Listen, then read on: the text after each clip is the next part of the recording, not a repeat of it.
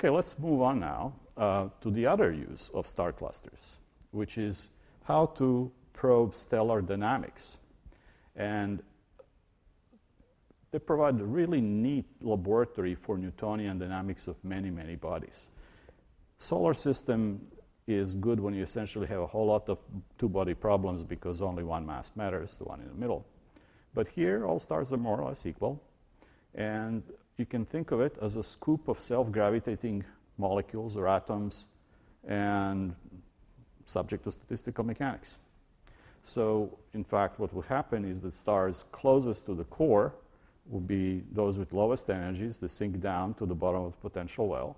Stars that have higher energies will be able to go to the outskirts because there is a Maxwellian distribution of velocities. There'll be many more low-velocity ones than tails of the high-velocity ones.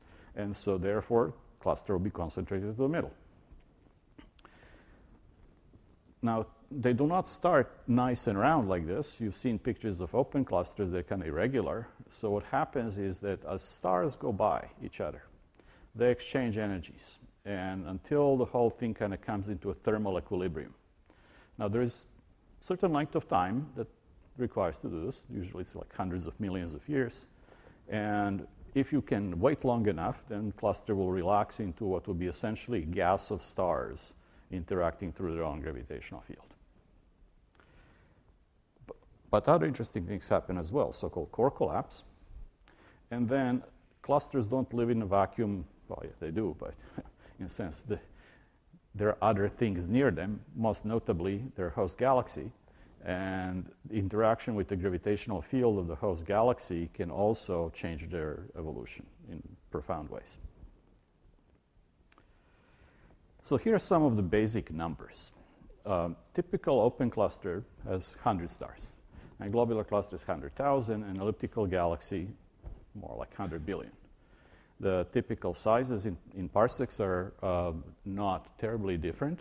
I think for elliptical galaxy, that's a mistake. It should be more like 1,000 or 10,000. Typical velocities are given here. When you compute how long it takes for an average star to cross that particular object in millions of years, for open clusters, a few million years, globular clusters even less, galaxy a lot.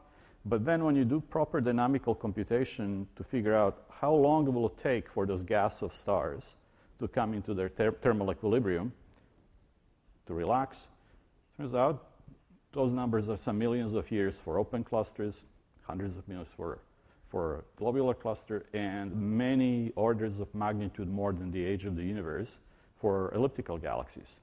So elliptical galaxies got their nice shapes for some other reason, which is actually now called violent relaxation. But as far as star clusters are concerned, these are the relevant numbers. Now, notice that for open clusters, the crossing time, the relaxation time, and their typical ages are kind of comparable, which means that they're going to evolve very rapidly on their own time scale, and they'll essentially evaporate. For globular clusters, you have this inequality that it takes much longer time to relax than just to cross the cluster, and that's much shorter than the age of the universe, the evolutionary time scale. So you expect to see a broad range of different dynamical states, which is, in fact, how things are observed. So this is probably a familiar phenomenon. We talked about this in the context of collapsing protostars or ignition of stars. And you can think of it, again, as follows. Say core shrinks a little bit, gets a bit hotter because now there is more binding energy, so you have to increase kinetic energy of stars there. Fastest stars will then escape. And then because they took away kinetic energy, core is going to shrink some more. So this is specific to all systems bound by positive interaction, like gravity. The hotter they get, even hotter, they're going to get even hotter. So it's like negative specific heat. If you take away energy from them, they get hotter. And so if you leave cluster on its own, here is a plot from theoretical model of, say, density versus radius and log-log scale. It's just going to keep shrinking and shrinking and shrinking. In principle, it could make a big black hole in the middle. So this is called the gravothermal catastrophe.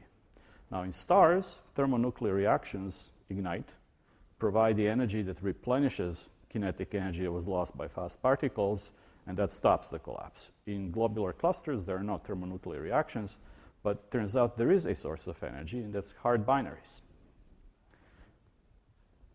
So if you have a star passing by a binary star, they will interact in some way that depends on the input vectors and so on.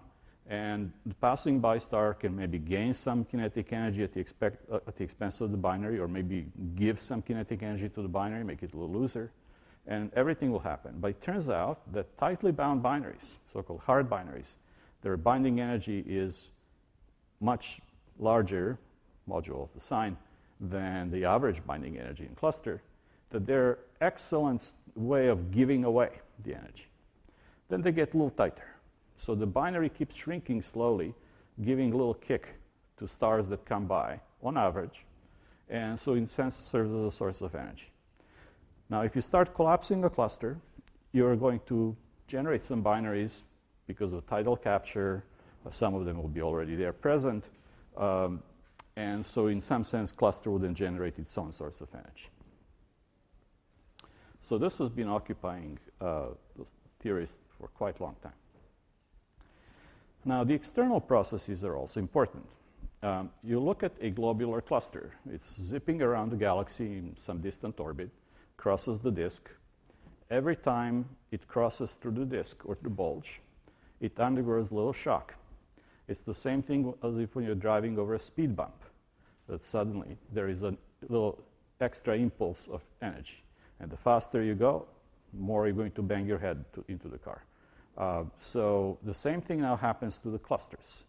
As they go through these passages through the disk, they're going to get little boosts of kinetic energy. And some stars will then gain enough kinetic energy to escape.